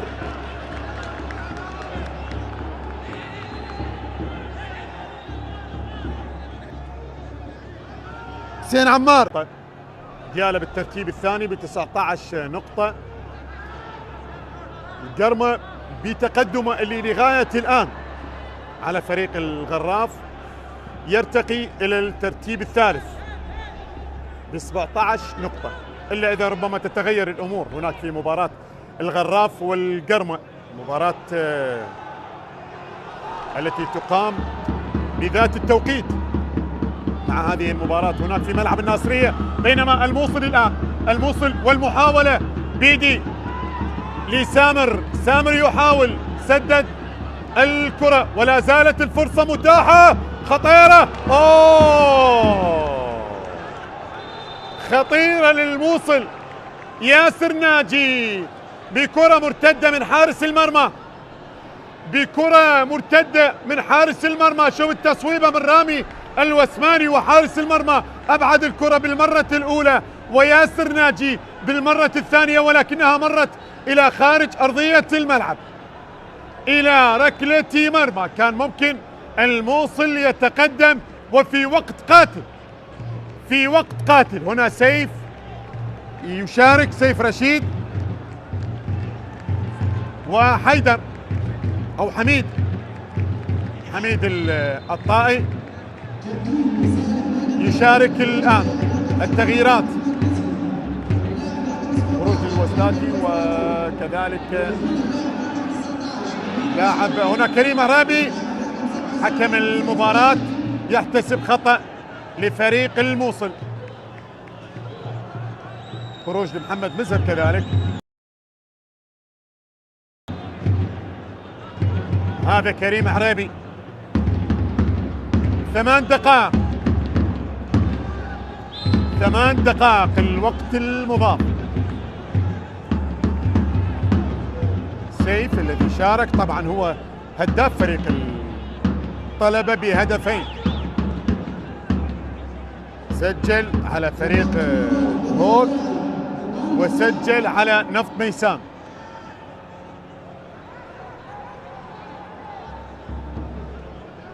رمي التماس، الكرة تنفذ، بعد ذلك المتابعة من زيد إسماعيل. هنا فيها عودة بثقة كبيرة لحارس المرمى، عودة من سيدريك لحارس المرمى مهدي هاشم. أمامية الكرة، تمرير باقر، بيدي تقطع من مصطفى محمد معا إلى الخارج إلى تماس. هذا بيدي، رمية التماس، الكرة تنفذ. سامر الموصل، الكرة العرضية العالية ولكنها مرت الكرة ووصلت لمرتدة حسين عمار. يحاول حسين تمرير الكرة، ابعاد الى خارج ارضية الملعب، تبعد الى تماس. بعد ذلك فيها عودة لحسين عامر. ماسيس، تمرير مصطفى، زيد من امامه، ياسر لسامر، سامر محسن لاعب مع لاعب ممكن يمر، هذا اللاعب لاعب ممتاز. تمريرة خاطئة كانت. حميد الطائي، بطاقة صفراء، بطاقة صفراء. إذن هنا أحد البدلاء. نلعب في الوقت المضاف، مرور وصافرة وخطأ. هل تشهد الدقائق الأخيرة؟ هل تشهد اللحظات الأخيرة هدف قاتل لأحد الفريقين؟ والظفر بالنقاط الثلاث. ننتظر ونتابع الأوقات الصعبة، الأوقات الحرجة، الأوقات المضافة، يا ما شاهدنا فيها أهداف قاتلة. سيدريك البطاقة الصفراء، هنا الكرة تبعد إلى رمية تماس. حسين عمار، الكرة لا زالت في الملعب، التمرير ولكن باقر، الكرة تقطع. 4 دقائق الوقت المتبقي من أصل 8 دقائق. ماسيس على طريقة الكرات الركنية، تنفذ الكرة داخل منطقة الجزاء، والكرة اصطدت وتحولت إلى ركلة ركنية. هذا سيد إسماعيل. الموصل يدافع، الموصل النقطة جيدة أمام الطلبة في بغداد، نقطة ممتازة، نقطة رائعة، ولكن ربما تتغير الأمور. الكرة تبعد، وإذا ما جاءت النقاط الثلاث كم هي جميلة للموصل وجماهير الموصل. سامر اصطدت بحميد الطائي، تحولت إلى خارج أرضية الملعب. مجهود كبير لهذا اللاعب. سامر يقدم أداء دفاعي هجومي جيد جدا من خلال هذه التسديدة الرامي وسماني وحارس المرمى الذي أبعد الكرة والمتابعة التي كانت من ياسر ناجي البديل، ولكن المتابعة كانت إلى خارج أرضية الملعب إلى ركلة مرمى. شوف التسديدة رايحة للزاوية البعيدة، ولكن حارس المرمى بتركيز كان كبير وكان فطن بإبعاد الكرة. هنا الذي تابع الكرة ياسر، وكرة تمرت، ربما خروج لسامر. سامر يغادر،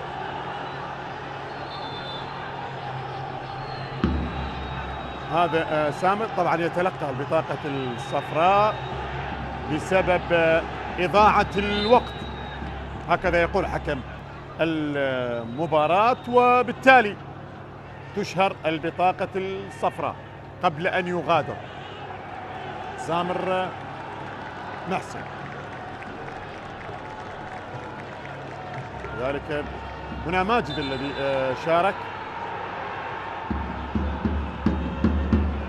كرة ملعوبة الآن، تمرير،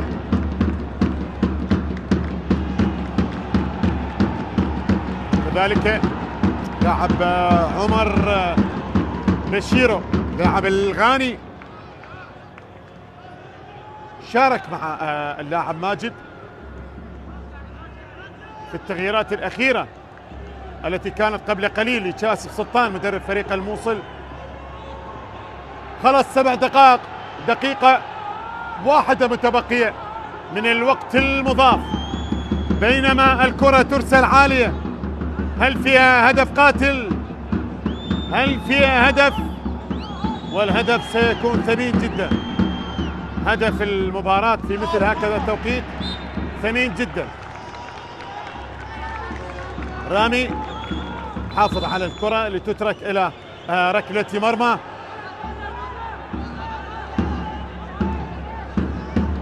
هنا الإعادة،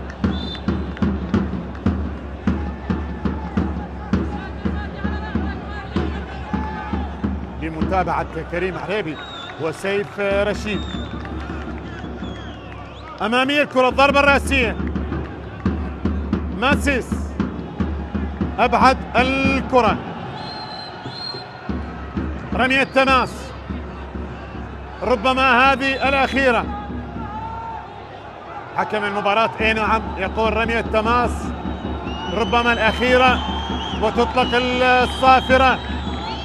وصلت بعد ذلك التمريرة، تقطع الآن، ارتداد سريع للموصل من خلال هذه المحاولة تغيير اتجاه اللعب إلى جهة اليمين، ولا يزال الهجوم، محاولة مستمرة تقطع كذلك، وعادت وتبقى هذه خطيرة والتسديدة، ولكنها مرت. خلاص الأمور تنتهي سلبا،